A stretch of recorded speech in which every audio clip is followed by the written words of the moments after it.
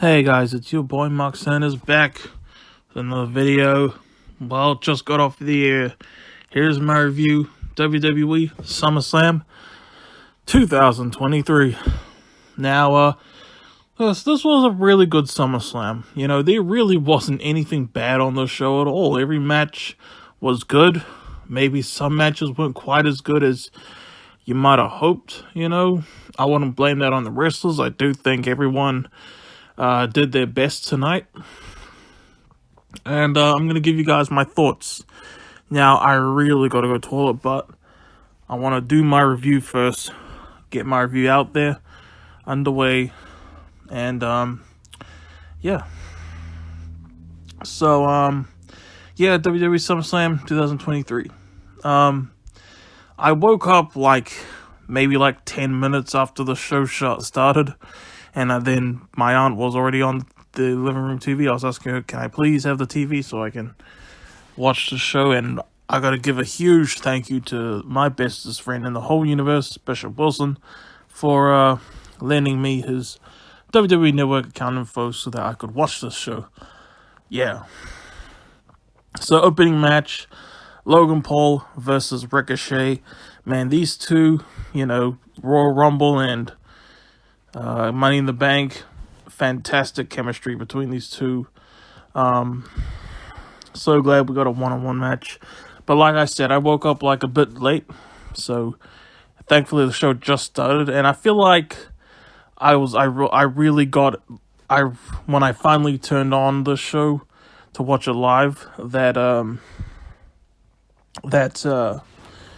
this match was in the final stages, But it was good stuff. Logan Paul and Ricochet, great counters and all that. A fun match, what you'd expect, basically. Crowd was booing Logan Paul. And, regardless of what you think of Logan Paul, you can't deny he gives it his all in the ring.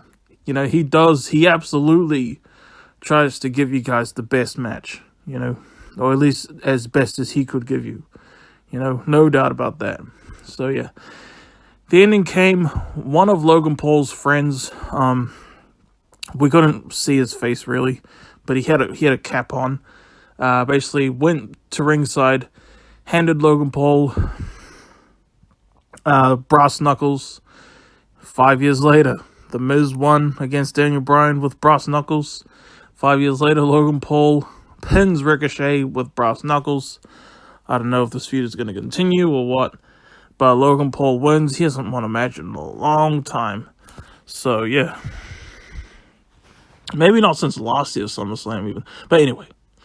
Next up we have Brock Lesnar versus Cody Rhodes. This match was really good. By far the longest and best match of the trilogy of matches between Brock and Cody. You had basically Cody playing the underdog story. There was a whole thing in this match where Brock was doing everything and anything to destroy Cody and trying his best to count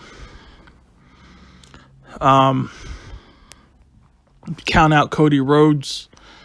Because he was he kept attacking Cody Rhodes as soon as he got back in the ring and throwing him out the apron, over the apron. Cody Rhodes kept getting back in. There was an F5 on the outside. F5, I think, was an F5 through the table? Yeah, there was an F5 through the announce table. Cody Rhodes kept getting back in. There was two F5s on the outside. One was just an F5 on the outside. The other was an F5 through the table. Cody Rhodes got back in every time.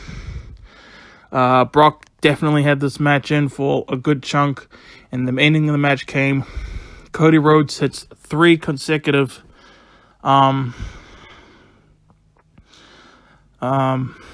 cross roses. 1, 2, 3. Clean ending this time. No roll-up victory. No pass-out submission. A proper, full-on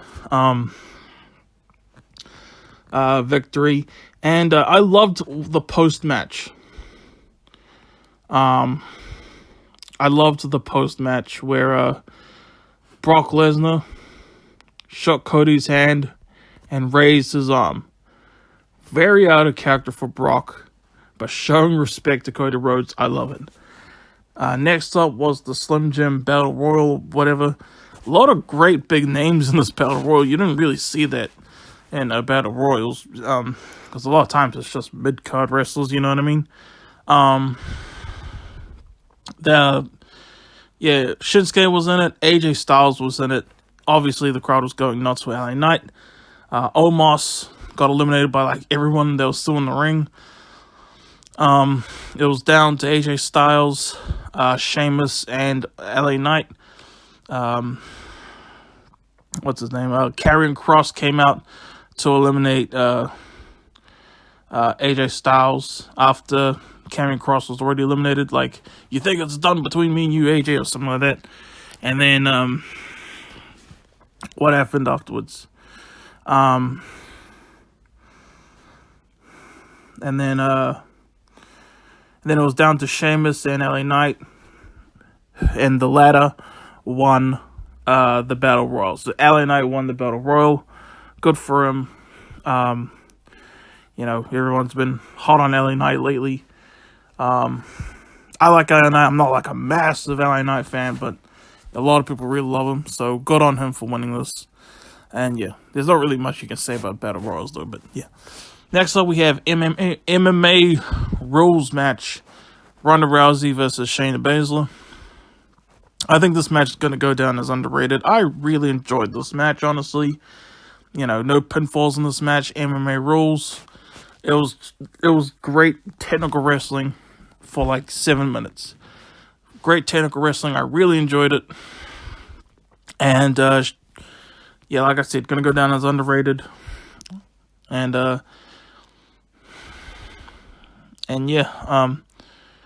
Ronda actually had this match like to herself for quite a bit, but ultimately Shayna Baszler did win this match, making Ronda Rousey pass out to the submission. So yeah, good for Shayna. And maybe this was Ronda Rousey's last match ever with WWE, and I don't think.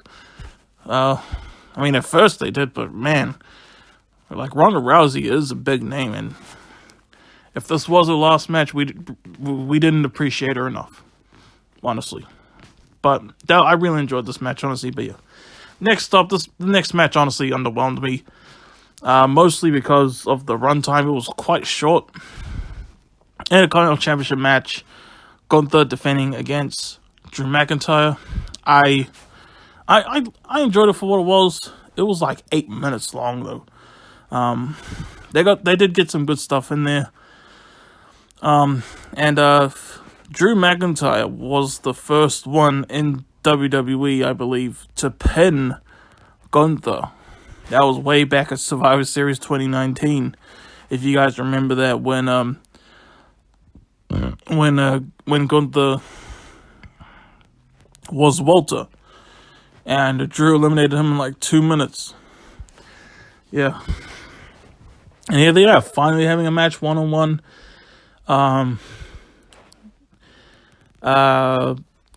Gunther did kick out of a Claymore. That was cool. Drew kicked out of one powerbomb, but then a second powerbomb, and I think that was it. Gunther retained. And yeah, I think Gunther has this record in the bag. Next month, Gunther breaks Honky Tonk Man's record. I think we can say that's basically official now. And well deserved too. I'm looking forward to that when it finally happens. Unless he loses the title at Payback, which is like just before he breaks the record. And how fitting would it be if they did somehow, I'm not sure what the condition is, they got Honky Tonk Man to come back for a one night thing to like try and beat Gunther before he breaks his record at Payback. A man can dream, but yeah. Next up, we have what might be my personal match of the night. World Heavyweight Championship match. Seth Rollins defending against Finn Bálor. I really loved this match. I don't know if I'm going to be on an island with this, but I really, really love this match. Now, of course, they did have a match at SummerSlam 2016. full of references to that match. The commentary talked about it. Finn Bálor wrote 7 on his pec or his shoulder, the one that was injured way back at SummerSlam 2016. I mean, yes, Finn did go on to win that match and title, but Seth did injure him. You know, he's carried that weight around forever since. And Seth also came out to the same vest that he wore at SummerSlam 2016. Not to overcomplicate things, but I am curious. Is that actually literally the exact vest he wore at SummerSlam 2016, or did they create another copy of that same vest? You know what I mean? That makes sense. Anyway, so they fought. It took a bit to get going, I'll admit. Finn Bálor did do a pedigree, I believe, in the match. Kick out. Curb stomp to Finn. Kick out. Coup de grace to Seth. Kick out. Damian Priest and the rest of the Judgment Day come out. And then, oh man, this is when the match really just shifted into full gear. Just, had my blood pumping, pulsating, you know what I mean? Is Damian going to cash in? Is he going to screw Finn? That's the question. Eventually, Damian, when he came out, the other members of Judgment Day had distracted the referee, and that backfired, unless they were secretly conspiring against Finn. Because Damian, his briefcase happened to be in the ring, and Finn Bálor, I'm cracking up just remembering this moment in the head. He was right on top of the briefcase. Seth Rollins curb stomps Finn Bálor onto the briefcase, and then the referee, while he was distracted, obviously didn't see that. 1, 2, 3. Seth retains. Epic match. And there's 2 things I forgot to mention, by the way. In the Brock versus Cody match much earlier, Cody Rhodes used the steel steps onto Brock, right in front of the ref, but no DQ, no bell was rung. It wasn't a no DQ match, it was still a regular match. What's up with that? I'm not the only one who's pointing that out. And in the IC title match, very briefly, they looked like a big ass fly or something that landed on Gunther's face, and then he did twitch a bit. I've never seen anyone else mention that. Did anyone else notice that? Because that kind of cracked me up, that's all. Anyway, next up, we have the match I was dreading the most. Women's Championship Triple Threat. Asuka defending against Charlotte Flair and Bianca Belair.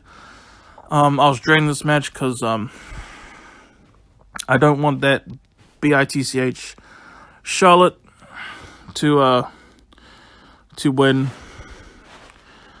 And you know what? If they do have her win 16 singles championships, pay attention to my wording right there. 16 singles championships, I'm not counting that.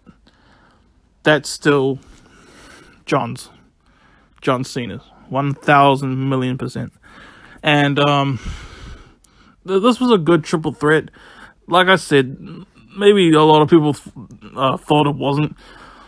Because the crowd seemed quite dead tonight. For me personally, this was a good triple threat. It wasn't like amazing, but there were moments when I was scared. Oh no, this is when that bitch is gonna win, isn't it?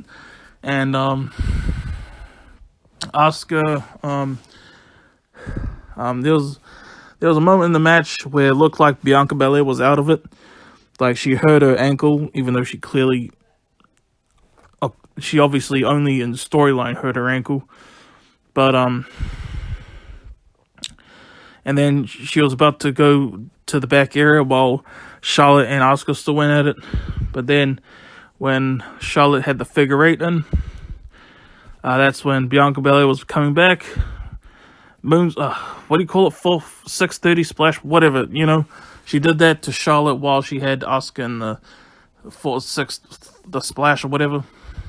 Kick out. That was a really awesome spot, in my opinion. And then Charlotte had Bianca Belair in the figure 8. What's her name? Asuka sprays poison mist into the face of Charlotte. And then Asuka tries to pin Bianca Belair, but Bianca Belair rolls up Asuka. 1, 2, 3. Bianca Belair wins the Women's Championship. And honestly, the most important thing to me was that Charlotte didn't win. Okay? That I was so relieved about, even if it meant my waifu Asuka lost. But here comes Io Sky, cashing in Money in the Bank. Comes out, takes out Charlotte, takes out Asuka, cashes in, over the moonsault. 1, 2, 3. Io Sky wins the Women's Championship. Oh, I love to see it. Yeah, congratulations to Io Sky. I'm happy she won the title. I would have been so furious if this exact thing happened, but it was Charlotte who won and not Bianca. You know what I mean? Oh, but yeah, awesome moment. Congrats to Io. And Dakota Kai. Well, I don't think she returned. She was just there to, congratulate Io Sky on winning the belt, because she's injured. Dakota Kai, my woman. And last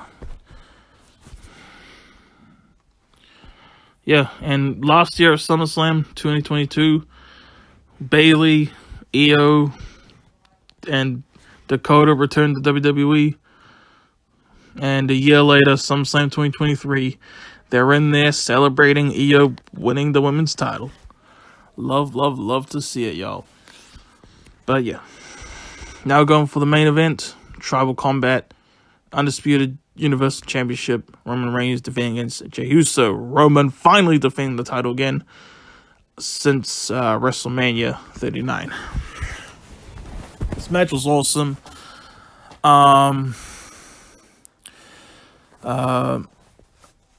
You had Jey put Roman through a table on the outside. You had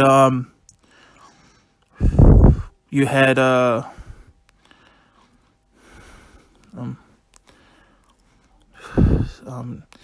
them fight way into a crowd area, and this is when Solo Sikoa came out.